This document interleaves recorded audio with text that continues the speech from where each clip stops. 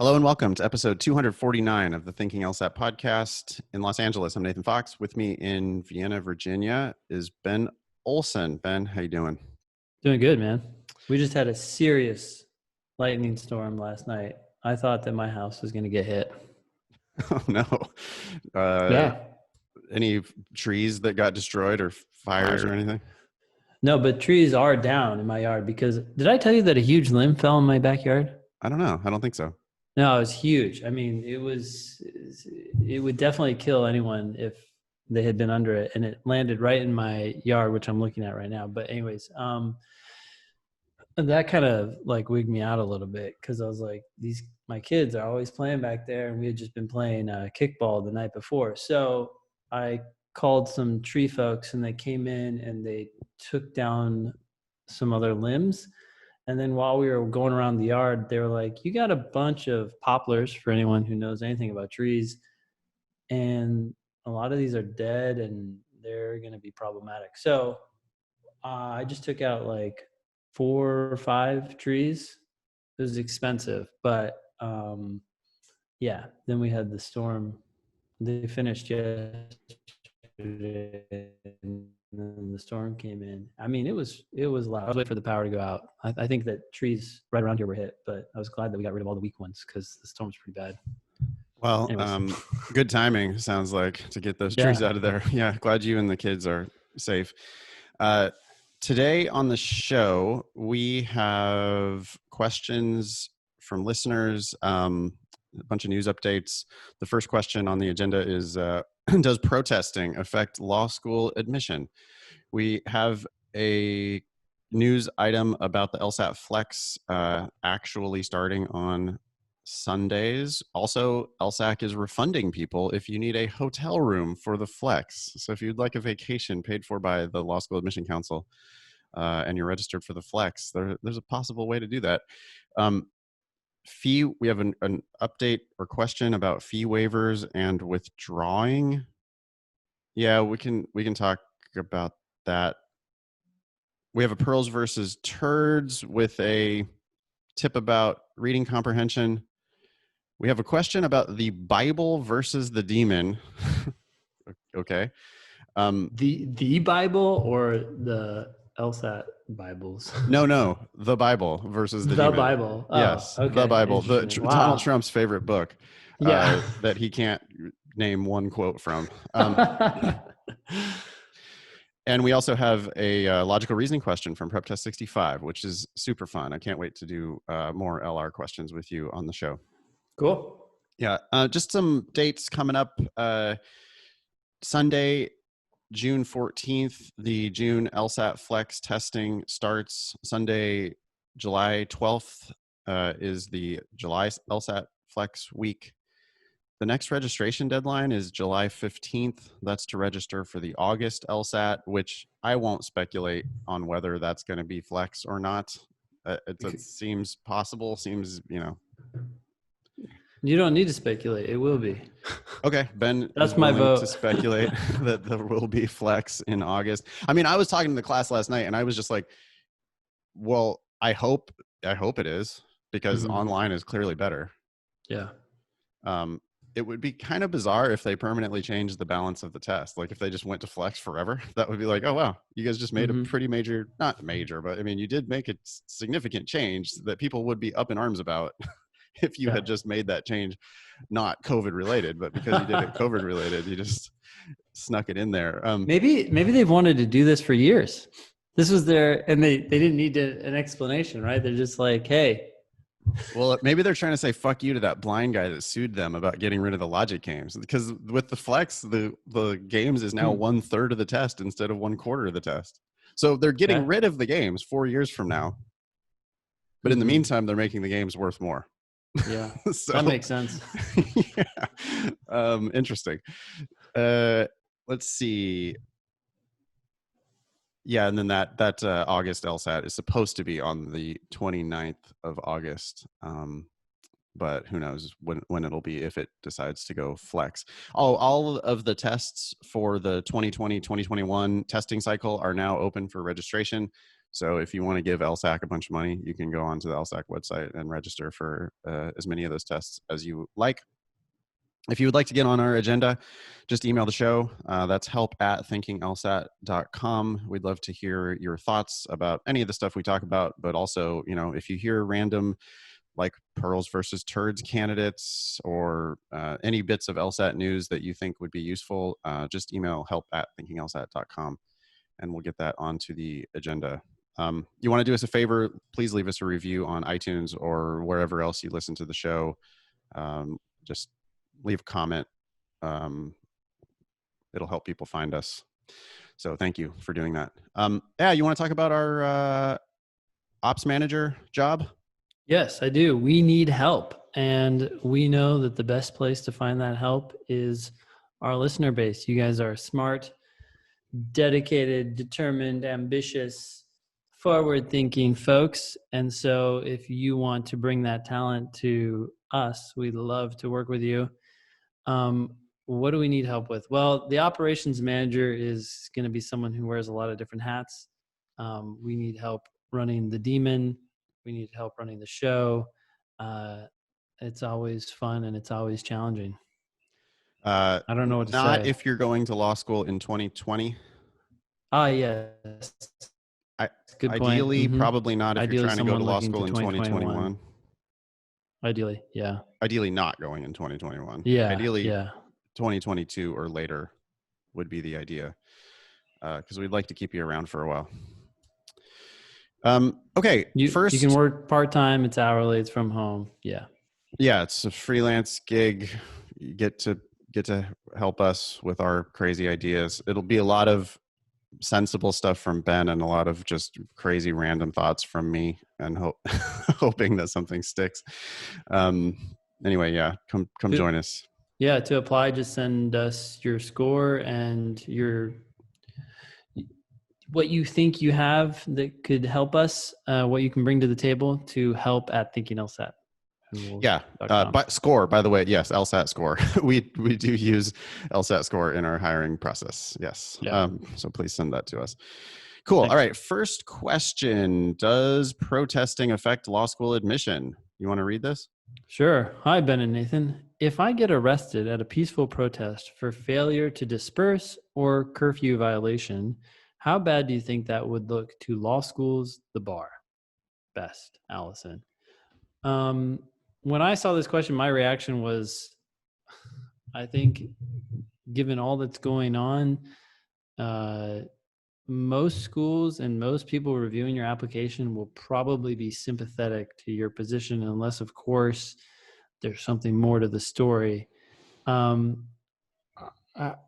likely is it that you are going to get arrested at a peaceful protest if you're being peaceful, for failing to disperse or curfew? I mean, I guess it could happen, but I don't know. I don't think you're going to face much challenge. And if you do, well, I guess that's the cost you paid for standing up for what you believe. I would be much more worried about the, violence that might occur to you at the hands of the over-militarized police while you're at one of these protests. I agree with you, Ben. I think that law schools are pretty educated places. Educated people tend to be pretty progressive. And so if they see that you have a protest arrest on your record, that ain't like a DUI or, like some other type of charge that they're going to really worry about. You could certainly call a law school you're interested in and ask them for their opinion on that. That's a really underrated move. I don't know why people don't do that more often. Just call the law school that, the ones, those ones that are begging for you to apply all the time, constantly sending you emails like, hey, remember, don't forget about us, right?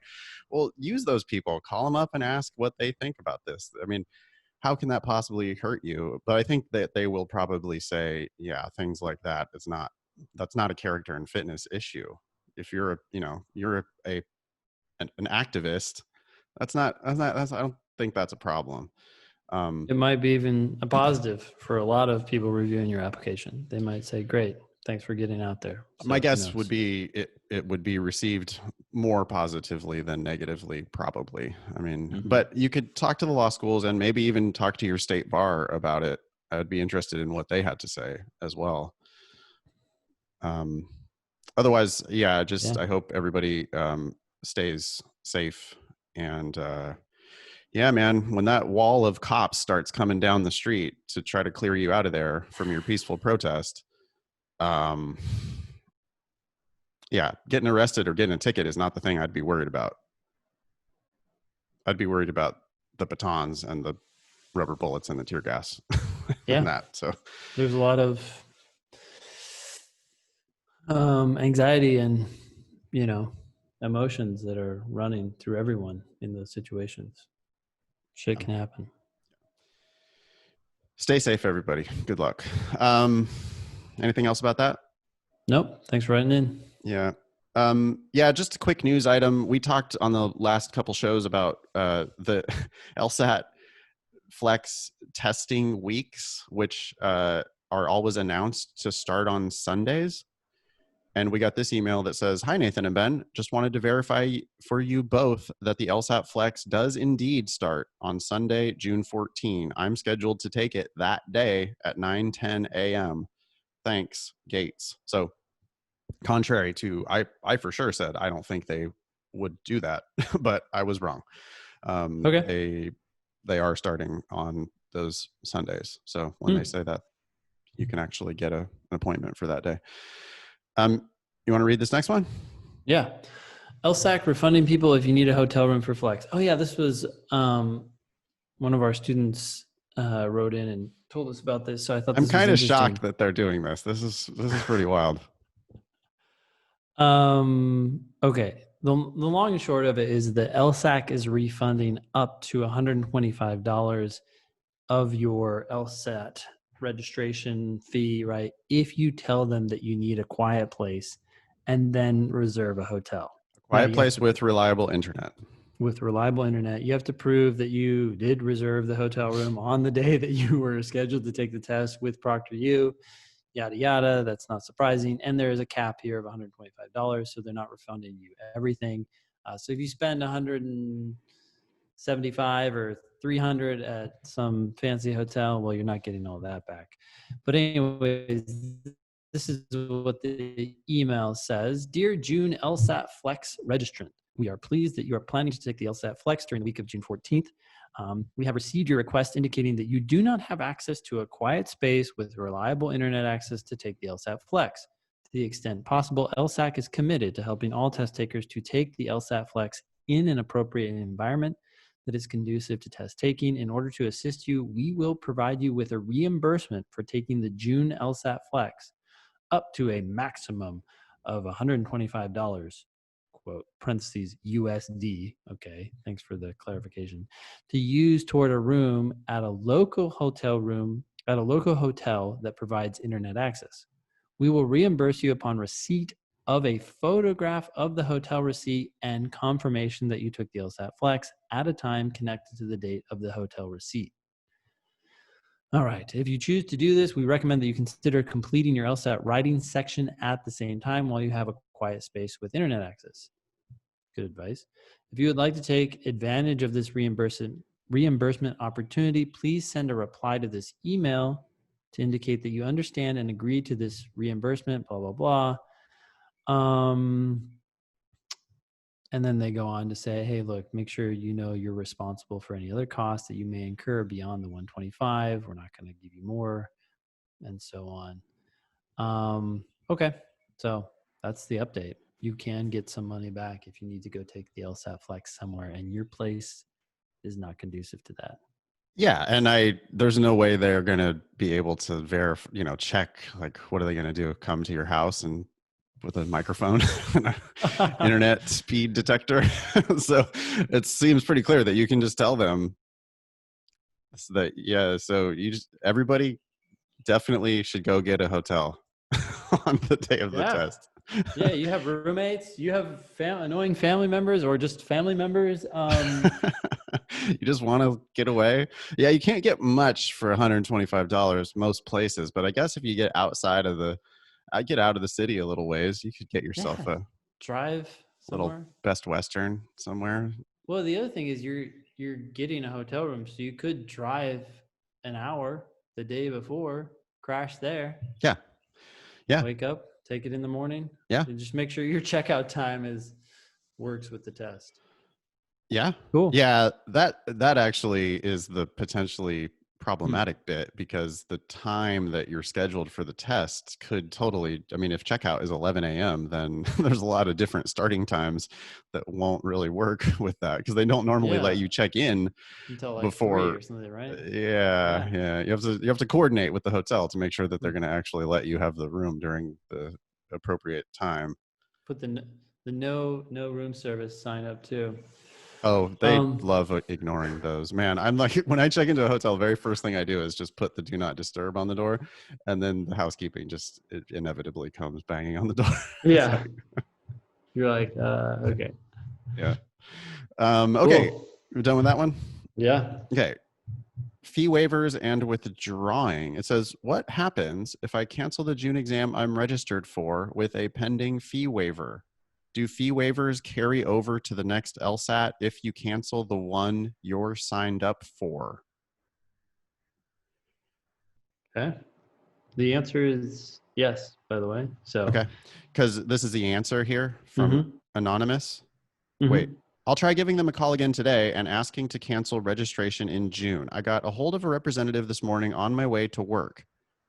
I called at 0530 hours and got someone after being on hold for about 17 minutes. I asked the following questions. How do I go about withdrawing from the exam? The representative helped me with that process on behalf of LSAC. The student also needs to take action for LSAT-Flex. They need to withdraw from Proctor U, otherwise they'll get marked absent. Will this affect the status of my fee waiver? No.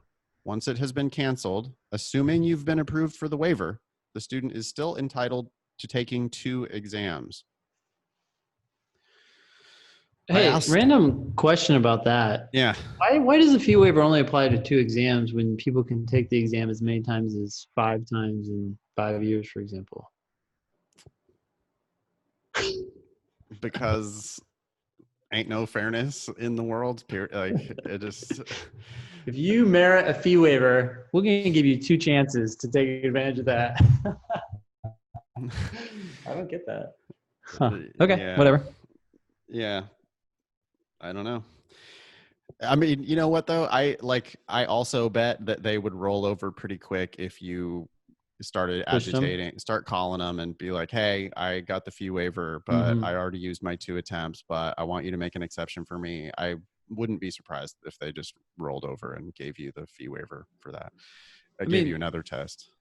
People, this is just a trend, I guess. I'm just speculating, but I would guess that the people who need fee waivers are also more likely going to need more opportunities to get the score they want in general. I mean, I don't know, but less access to money, you're going to have less access to prep. You're going to need more opportunities to get a good score. Just seems like another barrier. Yeah, it's probably harder for you to, take the test, like get away from work and family obligations and whatever else. Just you have less privilege all the way around. So why wouldn't they let you, if they're letting you take it for free, why wouldn't they let you take it more times for free? I asked if there was a status of my appeal because my fee waiver was denied. I sent mine in the end of April, and she says they've started reviewing it on May 16th. The rep said it typically takes 2 to 3 weeks. Understandably, they've had a rise in fee waiver requests and or appeals, so it's taking longer than usual with processing and reviewing appeals. Okay, so they've had a rise in fee waivers because of COVID, maybe? Unemployment, I guess? Yeah, I don't know. She says understandably, but I guess that's why. Hell of a lot of people out of work. I mean, that would be my assumption, is just that people losing their jobs and they're more inclined to ask for the LSAC fee waiver. So, okay, that's good to know that it's taking longer. I do think that applying for the fee waiver is really good advice. I mean, you don't only get 2 tests. You also get the credential assembly service for free, which is $200. You also get a handful of those $45 report fees. You get like 8 of them or something, 6 or 8 of those for free. Also, if you qualify for the LSAC fee waiver, basically every law school will waive their application fee which they kind of do that anyway. Most law schools are going to waive their application fee if you just ask. But if you qualify for the LSAC fee waiver, you have a really good grounds for asking them to waive their application fee. And I mean, it's just hard to imagine a school being like, oh, you qualify for the LSAC fee waiver, but no, fuck you, we're still going to charge you $100 or whatever. I haven't heard of that really. So yeah. Cool. Anything else you want to add about that? Nope. That's okay. Good. Great. Pearls versus turds.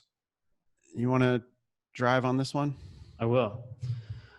I have a tip for this listener writes PVT, which is short for pearls versus turds. Thank you. You want to say what pearls versus turds is? New listeners have no idea what this awesome feature of the show is all about. Yes. Well, this is where we deviate from the LSAT and we just start talking about pearls and turds, okay. Which is really gross. Uh-huh. No, we get a lot of, people get a lot of advice out there about the test on the internet, of course, a cesspool of information. And the question is the advice they're getting a pearl, something they should follow and take heed to, or is it a piece of shit and needs to be avoided? Yep.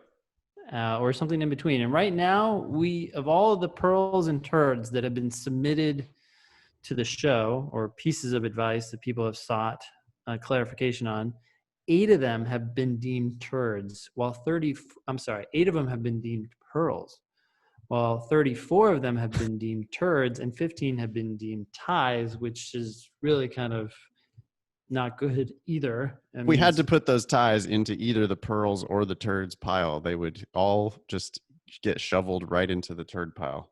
Because basically they are things that we would never say to a student. We would never cloud their judgment with those things. So yeah. In short, the internet is full of bad advice. I hope that's not surprising for you. Okay. So that makes me actually, speaking of the internet being full of bad advice, my mom just sent, I love her, but boy, she just, she does a bad job of curating her own news feed. Everyone has their own news feed these days.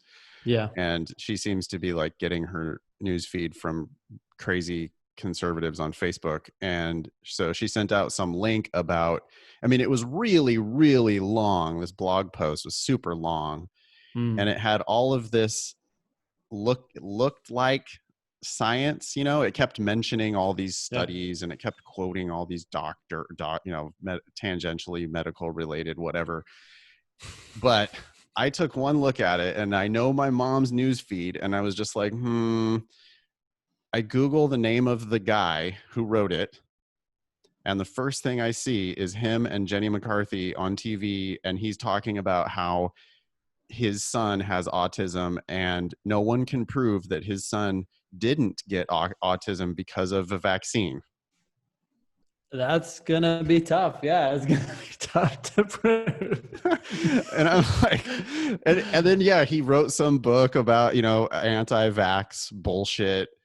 And so then I'm like, oh boy. And I, it's like glance at the study or the big ass long blog post. And I've got a pretty sharp eye, I scan down it and I'm like, well, there's a typo. And I see them mention one study that I know has been debunked. And I'm just like, fucking hell. And my mom is like sending it around to people like, I responded, I was like, Mom, this guy's an anti-vaxxer. Are you kidding me? You were a nurse. You don't believe in anti-vax. And she's like, well, but I still think it's really, I didn't know that, but it's still really interesting anyway. And I'm like, no, it's not. It is not interesting. I realize that I'm doing an ad hominem attack here, right? Just because the guy's a crackpot doesn't mean his argument is fake. Nonetheless, the fact that he's a crackpot allows me to be very, even more skeptical than usual of his bullshit. And I did not spend very long. I spent 60 seconds kind of scanning it and I was just like, nope, this does not look like trustworthy information to me. So what was the bottom line? Sorry, I missed that part. COVID's fake.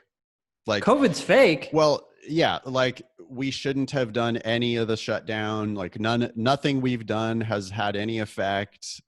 You know, it was just, and it's like, you know, if it had been a more like we can have a reasonable discussion about how much of the shutdown we really should have done. And if you want to talk about like, I'm happy to have that discussion, but the idea is where fake. we did too much, but this was just, well, I mean, yeah, this was just like basically, you know, it's all overblown and there's no evidence that the social distancing does anything. It's like, well, wait a second, really? Are you really? Anyway. So what is your mom sending that for? Get out there, guys. She's like a self-appointed ultra conservative pundit. She doesn't know that she's ultra conservative because she lives inside of a conservative bubble. Yeah. Well, if you watch Fox News all the time too, you just start to think that angle is always. Yeah. Well, and she watches, and that's true, by the way, on any spectrum. After I read Super Forecasters, I'm like, even you might have a moral superiority, like, oh, I don't listen to Fox News. But if you just listen to one channel, even if that's the New York Times or whatever, you're just getting that perspective. There's a lot of value in going, not lunatics, but all over the map and just see what people have to say. Yeah. Anyway, and it's random tangent. No, I mean, we were talking about this before we started the show today, right? Like it is pretty crazy when you get outside of your bubble, because you know, the bubble that I have here in Los Feliz, which is a pretty nice little pocket of Los Angeles with a bunch of like pretty successful, like liberal educated folks, and it, like you talk to only my neighbors and stuff, there's one perspective about the pandemic, but you get outside of the city at all and immediately it's just, which I'm going out of the city today. I'm driving out to Ventura County to go play golf with my buddies out there, and like those dudes just are laughing at the whole pandemic. They just don't even think it's, I mean, like they don't think it's totally fake, but they also just think that the reaction to it has been overblown, and that's not even like, that's still like Ventura or Santa Barbara, you know, like that's still some pretty modern progressive folks. But you get farther outside the city or get into anything, you know, more rural at all, and then, which like if I talk to my family, then you get in another entirely different, everybody's having a different pandemic, I guess is what I'm trying to say. Yeah. But you start off with, this person is an anti-vaxxer. They have discredited themselves enough that I am not interested in hearing really anything else they have to say. So, which I think is fair. Yeah. Okay. Bottom line, internet's not always the smartest place to get your information, but people send in stuff. And today, this person writes, I have a tip for PVT, pearls versus turds. It is very narrow and very specific. Okay. But I think it is actually a pearl. I came up with this. Oh, this did not come from the internet. This came from invented by Sam. Yeah. Well, which is really what the internet is, right? You invent something and then you just throw it. Yeah. Okay. I came up with this while doing practice tests, but I'm sure I'm not the only person who worked this out. I'll describe where I'm at in the LSAT. Okay, back it up. Because I think this only applies to people who are in a similar situation. Special snowflake, sounds like. I normally finish 3 of the 4 reading comp sections without issue. 3 of the 4 reading comp passages without issue. My accuracy is close to 100% on those 3. Sometimes I miss one question in a passage. Okay. So my tip for people who are finishing 3 RC passages with high accuracy and in taking a test where the 3rd or 4th reading passage is a split passage. Okay. Comparative reading.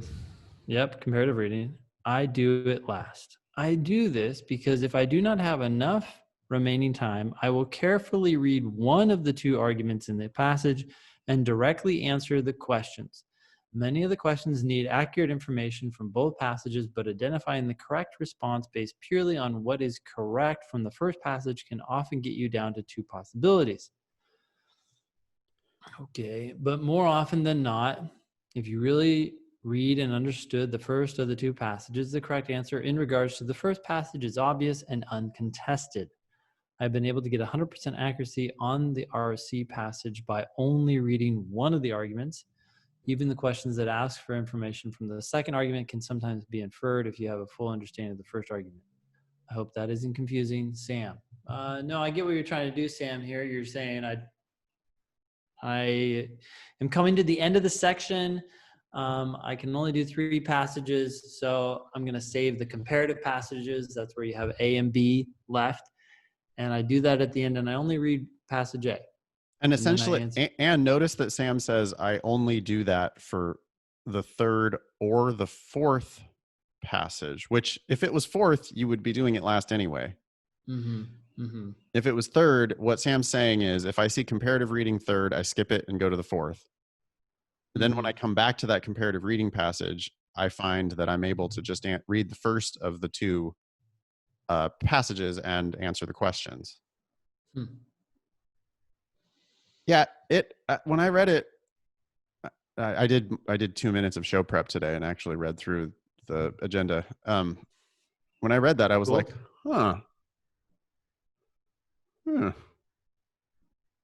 it's a contender, at least. That's interesting. I think maybe one of the problems we have with pearls versus turds is that we also kind of need a unanimous yeah, it's hard to find for something to be a pearl, right? Yeah. My reaction to this was, okay, I'm not opposed to you doing this, Sam. You understand it. I still want you to keep working on, getting better and better at reading so that you get to a point where you're going through the questions faster and then able to finish. I don't see myself explaining this to a group of students.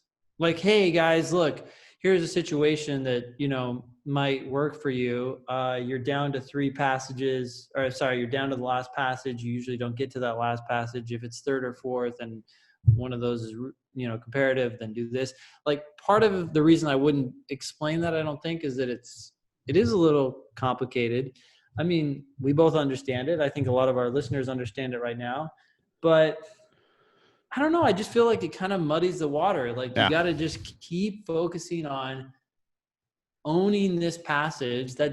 We always say slow down, but that doesn't mean like pick your nose, right? You're not picking your nose while you're reading this passage. You're reading it and you're engaged and you're moving forward.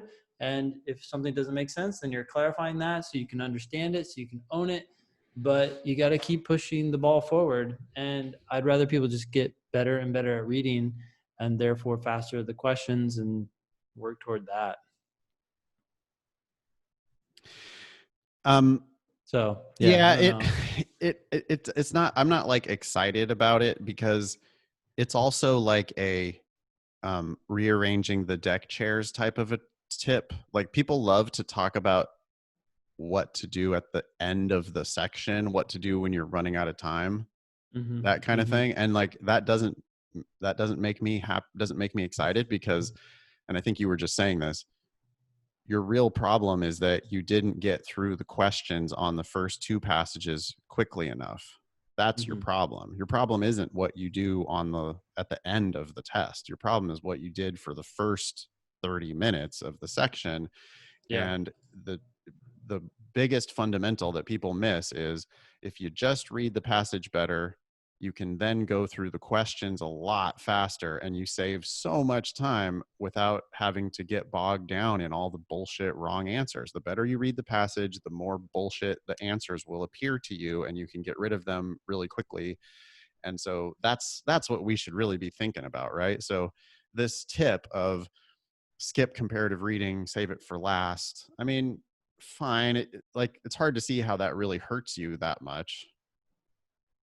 But then again, I'm not like going to rave about that as a tip. I would push back on, Sam has an assertion here that they've been able to get 100% accuracy on a reading comprehension passage by only reading one of the 2 one of the two passages on the comparative reading. I don't doubt that Sam was able to do that once, but I'm pretty confident that you're not going to be able to do that consistently. There's going to be questions where you're like, huh? Yeah. You know, the one thing is, I can see how if you saved it for last and then like the 5-minute warning rang and you're just starting to read the comparative passage, I can see how you could read the first passage and then answer the questions that are explicitly about the first passage. I actually thought that's what Sam was going to say.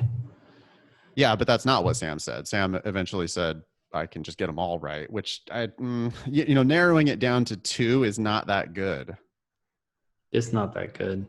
I don't know. There's also this thing. I really don't like the idea of people scanning the questions for questions that only talk about one. You're wasting a lot of time. And that doesn't happen in every comparative passage. Sometimes there is most questions in comparative reading are testing the differences between the two passages. Right. It'll say which one of the following was in passage A, but not passage B. Not mentioned in B. And you could narrow that down based on passage A, but you can't answer it with certainty based on, probably not, unless it turns out to be a really easy question where only one of the things was actually even in passage A. Yeah. Which that's just not very common. Okay. You want to be generous and give this a tie? Sure. Ties are turds anyway, by the way. Ties are turds. They're soft turds. You live with too many boys. You're too comfortable with the poop talk. Okay. That's all I get, dude. That's all I get all day. Yeah. They like farted down. I'm like, okay, it's not funny. It's not funny anymore. You need to leave the room. It stinks and I don't like it. And they're like, oh, they're like, look, Dad's mad.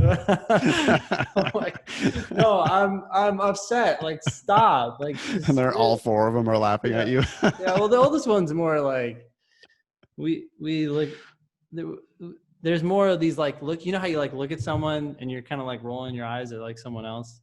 We have more of those. He's old enough now. He's like, yeah, that's annoying. Yeah. But anyway.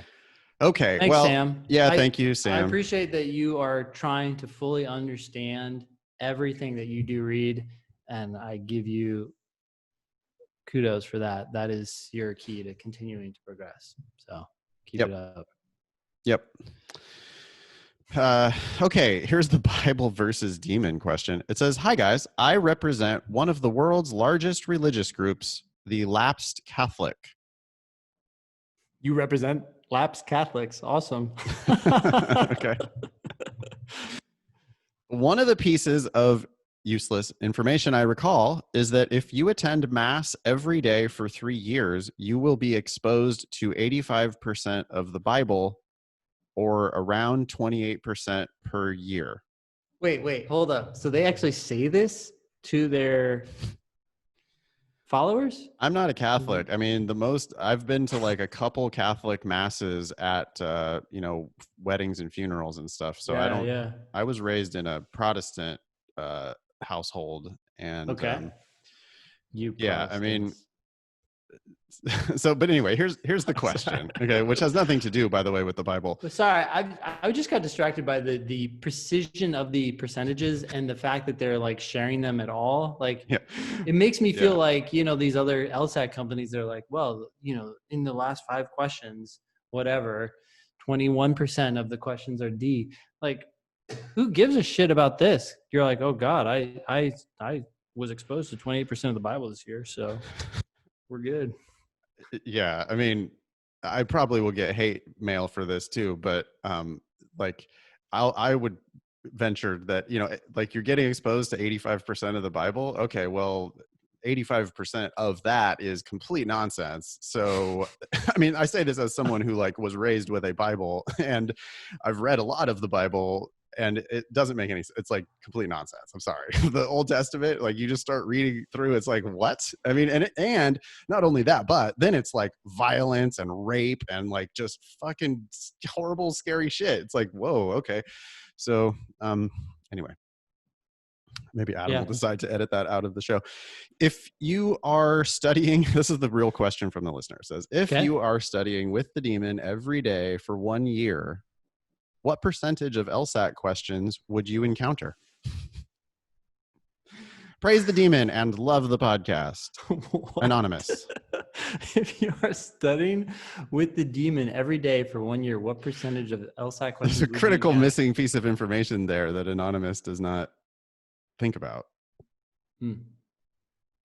How long are you studying every day in the demon? What? How long and how much review are you? I mean, geez, everyone's different. We have people who they suck so bad at the games, and that's very common at the beginning. And so they're doing 1 game a day, and then they're spending the rest of the day reviewing the video and trying to get their mind wrapped around it. Yeah. Hopefully they get out of that phase. But other people are like, I love the games, and they do 4 a day. So, I mean, this is a tough question to answer. But it's not that tough, actually. I mean, if you did 1 game a day for a year, you would cover all of the games. It's almost exactly, because we have 90 whatever tests times 4. Yep, one's 360. 360 something, right? So it's about 1 game there's A, per B, day. C, and J. There's C, 2, and F. So there's a few more, but roughly. Let's 95% of the games. You'd cover, in a year, you'd cover the games. And so same thing then goes for reading comprehension, right? If you did 1 passage, 1 game, and then I guess you'd have to do like 10 LR questions. Yeah, there's about 5,000 LR questions. Yeah. So if you did that every day, then in a year you would cover 100% of the. Well, wait, 500. So you'd cover about 60%, right?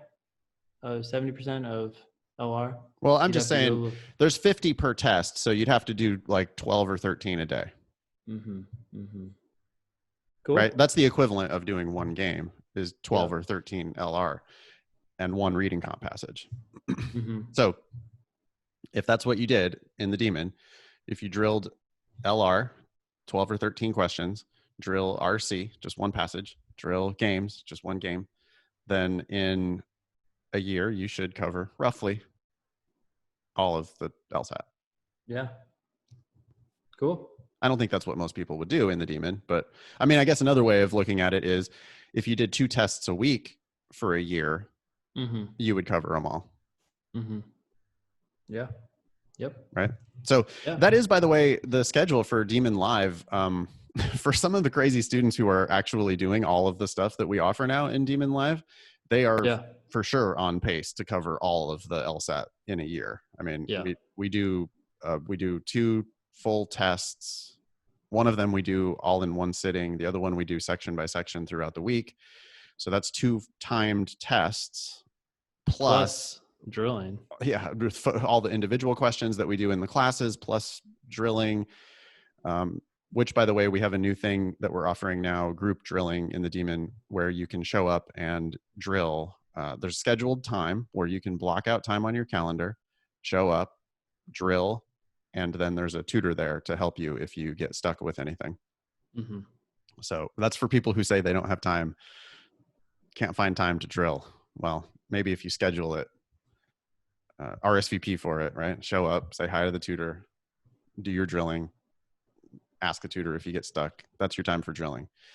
And we have scheduled some sessions throughout the week for that. But anyway, to answer Sam's question, that's not Sam, this is Anonymous. It depends, Anonymous, how much work you're going to do every day. But 2 tests per week would definitely cover 100% of the tests over the course of a year. Ready to tackle one of the 5,000 LSAT logical reasoning questions that we have? I'm ready to talk about. Yeah. All right. You want to read the argument? I will. Let me pull this up. Okay. So this is test 65, section 4, question 1. This is what it says. Logical reasoning. When a forest is subject to acid rain, the calcium level in the soil declines. Okay.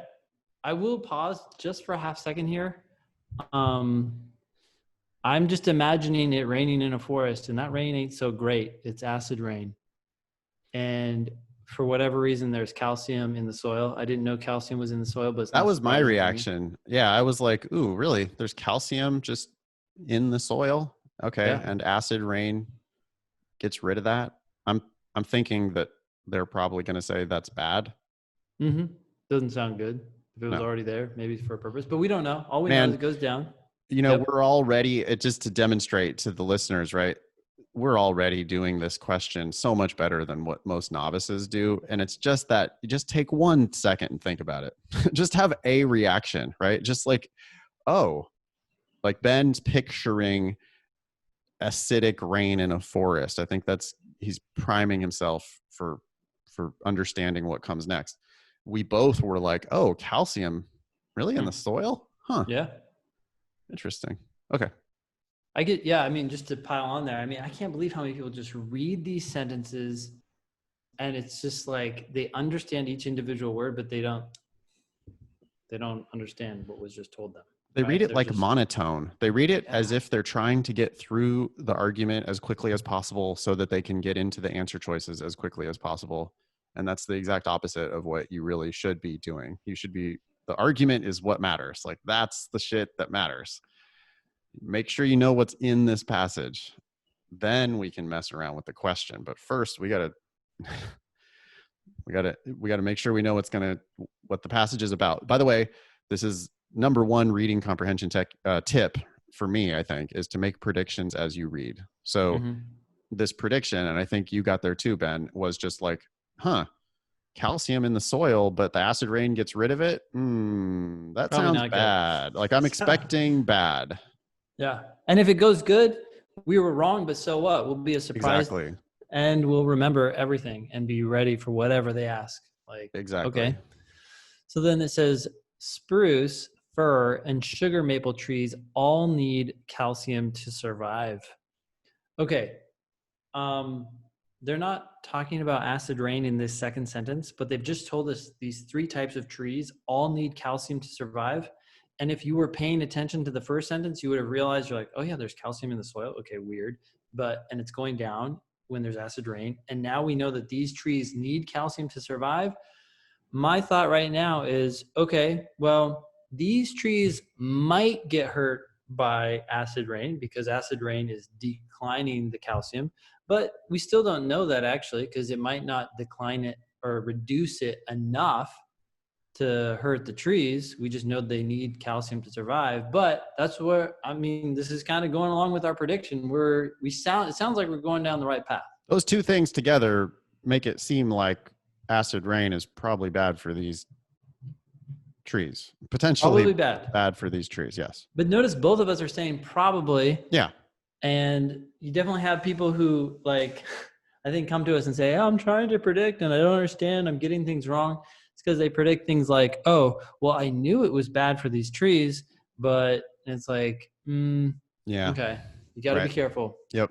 Anyways, make inferences, but only correct ones. The next sentence says, however, sugar maples in forests that receive significant acid rain are much more likely to show signs of decline consistent with calcium deficiency than are spruces or firs in such forests.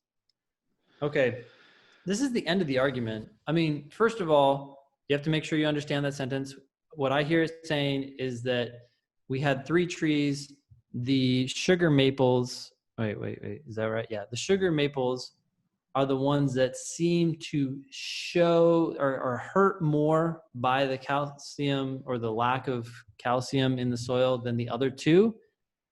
And then that's it. It just ends. Yeah. So this doesn't seem like an argument. Nope. It was a weird use of however, because when they said however, I thought they were going to like completely switch and say, I thought could maybe turn into like a paradox question, right? I thought they were going to say, however, these trees actually do better in places where there's acid rain, like what? How's that? But that's not what they did. It was a very odd use of however. And all they really meant was, because you could take that however out and it doesn't change the meaning of the fact at all, right? The premise would stay exactly the same. sugar maples in forests that receive significant acid rain are much more likely to show signs of decline. Okay, fine. So I know that it's necessary for sugar maples, spruce, and fir. Mm-hmm. I know that acid rain causes calcium in the soil to decline. Mm-hmm. And then for whatever reason, that seems to hurt sugar maples more than it hurts these other two trees. And I would say the same thing. I would say it hurts them more, but in my part of me would be sensitive to the fact that, well, maybe it doesn't hurt them more. They just show signs of decline more, right? And maybe the others are getting hurt just as much. They just don't show it or something. Okay. It apparently hurts them more. Sure. It apparently hurts them more. But I mean, I do like to get to the bottom of these things, and that's most likely the interpretation, right? Anyways, it's not an argument. And so at this point, I would move into the question. I'd be like, okay, I get what you're saying. There's something strange here, but what are you asking? Yeah, it's just like I wonder why that would be. Mm-hmm. Right? They've given me this, I guess we probably have this labeled as a paradox question. It could also, I don't know. Yeah. Yeah. But it's like, oh, okay. All right. The sugar maples, it seems like it hurts them more. Okay, fine. What about it? Mm-hmm. Yeah. The question then says, which one of the following, if true, most helps to explain the greater decline among sugar maples? Wow, that's kind of the question we had. And they're asking us which one, if true, most helps to explain why they are declining more. Okay. I kind of felt that coming, right? It's like, yeah, well, they told me that it's necessary, calcium's necessary for all three of these species, but it apparently only hurts one of them. It looks like it only hurts one of them. Huh. Like just naturally, if you're reading it, if you're actually comprehending what you're reading, if you're playing the game properly, then I think you should have a little itch in your head, like, huh, oh, well, I wonder what's going on here. And sure enough, the question just says, what's going on here? Yeah. Okay. Answer choice A, soil in which calcium levels are significantly diminished by acid rain is also likely to be damaged in other ways by acid rain. Okay. Well, I mean, I started to hate this answer when it said significantly diminished, because I was like, we don't know the level of diminishment. That's even a word. But I kept reading, and by the end I hated it, because I'm like, yeah, but how does this distinguish between the three types of trees? I need to know what's different about sugar maples. So out. Okay. B, sugar maples that do not receive enough calcium deteriorate less rapidly than spruces or firs that do not receive enough calcium. What do you think about that? Well, I think it's probably chosen kind of a lot because it is on target. It's just telling us something different about the trees. It's just that it's exactly backward. So B is talking about the right stuff. It's just that it makes it harder to understand why the sugar maples are showing more of the signs of decline, rather than explaining why they're showing more of the signs of decline. If B is true, that sugar maples that do not receive enough calcium deteriorate less rapidly, then why are they the ones that are showing more of these signs of decline? Yeah. So it is on target, and all you'd have to do is change the less there to more, and it would 100% be correct. Yeah. Okay. C, spruce and firs, unlike sugar maples, can extract calcium from a mineral compound that is common in soil and is not affected by acid rain. Okay. So it tells us something different about spruce and firs that could explain how they get calcium even when there's acid rain. I like this answer. I would keep it open. Yeah, we were asked to explain this apparent difference between how sugar maples and these other trees deal with acid rain and the resulting decline of calcium in the soil. And C is giving us the difference between two, and it gives us the difference between the two in a way that makes it like, oh, I can see why the spruces and firs can like roll with it. Whereas the sugar maples, if they don't have this way of getting the calcium, then okay, they're screwed maybe. Yep. Yeah. It's a satisfying explanation, right? It's a paradox question. I was curious. C gives me that satisfying solution. It's like I had the itch before I looked at the answer choices. I had that itch of like, why? And then the correct answer, I can feel the itch getting scratched. It's like, oh, okay, well, if that were the thing, then sure, that would explain it. Okay. Yeah. Cool. D, sugar maples require more calcium in the spring and summer than they do in the fall and winter. Okay. It doesn't tell me anything about spruces and firs. This is out. Yeah. And doesn't even say anything about acid rain or like, I don't know when their acid rain is more, whatever. That doesn't do anything. Yeah. E, unlike spruce or firs, okay, most sugar maples are native to areas that receive a lot of acid rain. Okay, so they're native to areas that receive a lot of acid rain. I would expect them to do better, not worse. Yeah, if anything, I think that makes it harder to understand the paradox. I think it also probably just doesn't do anything because we know that. Yeah. I mean, the study, or if it's a study or whatever here, there's just a fact, right, that says sugar maples in forests that receive significant acid rain are much more likely to show signs of decline consistent with calcium deficiency than are spruces or firs in such forests. So we're only talking about these kinds of trees in a forest that's getting a significant amount of acid rain. Just saying, yeah, sugar maples tend to be native to these forests. So what? They need calcium. The calcium's getting leached out of the soil by the acid rain.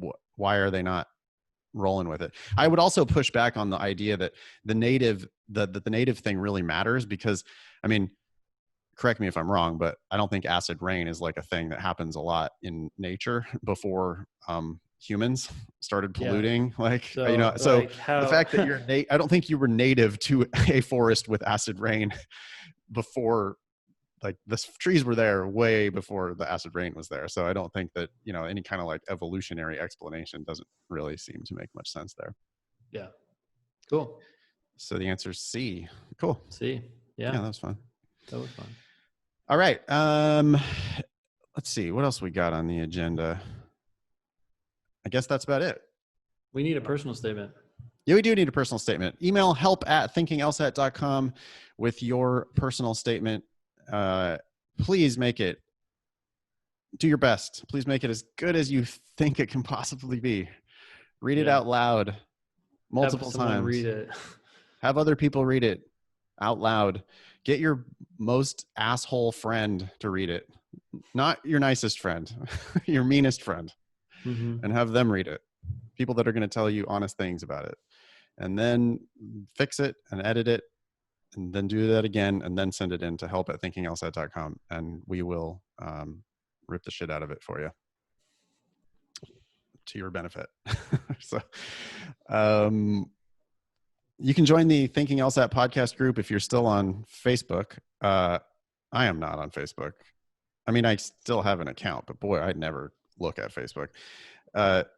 But we do have, I don't know, a couple thousand people in the Thinking LSAT podcast group. So if you want to join the community there, you are more than welcome to do that. We are at Thinking LSAT on Instagram and Twitter. I am at nfox on Twitter. Ben, do you want to give your Instagram handle? Innovator Ben. Yep. Innovator Ben, at Innovator Ben on Instagram. That's Ben Olson. LSATdemon.com is our joint LSAT class. We've got 3 different levels of subscription for you.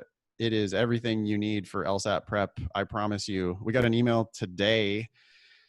Should I just read this real quick? This was an update from Matt. From a student writes in and says 146-176. Hi, Ben and Nathan. Wait, say that number again. 146 to 176.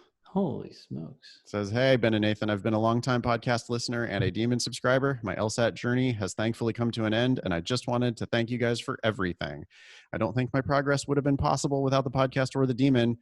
I really appreciated that you guys don't mince words. It made me understand how much of an uphill battle my LSAT journey would be. Once again, thank you so much, and praise the Demon. And I don't know if we have permission to share this on the show, so I'm not going to say her name. But wow, 30 points. Yeah, pretty sweet, huh? Yeah. This student, by the way, started studying with me. Yeah, I have emails from her back to the summer of 2019. So, she gave it a almost a full year at least. Yeah. But ended up with a just crazy life-changing amount of improvement. Such a difference. I mean, sometimes people start with 146 and they go to the low 160s. That's dramatically different. That's a totally different ball game. But to go to 176, man. Yeah, just incredible. So, and hey, it's because she worked her ass off, really. Like, we're here to help, but it is going to take the student just busting their ass. And if you bust your ass, you get rewarded, man, on the LSAT. That is the truth. It is a learnable test. Yeah. You have to work, but it is learnable. Anybody who says it's not is totally full of shit. Oh my God. I've seen so many people improve by 10, 15, 20 points. It's pretty rare to have a 30-point increase, but that's like people who say is common. Yeah. Like you get that question, like, how do you know if you've plateaued and you can't go any further? I'm like, I don't think there's ever like I mean, there's got to be some ceiling somewhere, yes, but like, couldn't you just do more? Like, dig in a little bit more and get better? And like, this idea that you can't make progress. Yeah. I'm like, how does a lawyer know when they're ready for trial? It's like, they probably never really consider themselves to be ready. They get, they work their ass off, get continuances, keep working on it as long as they possibly can. And then when they have to actually go, then they go. But it's like your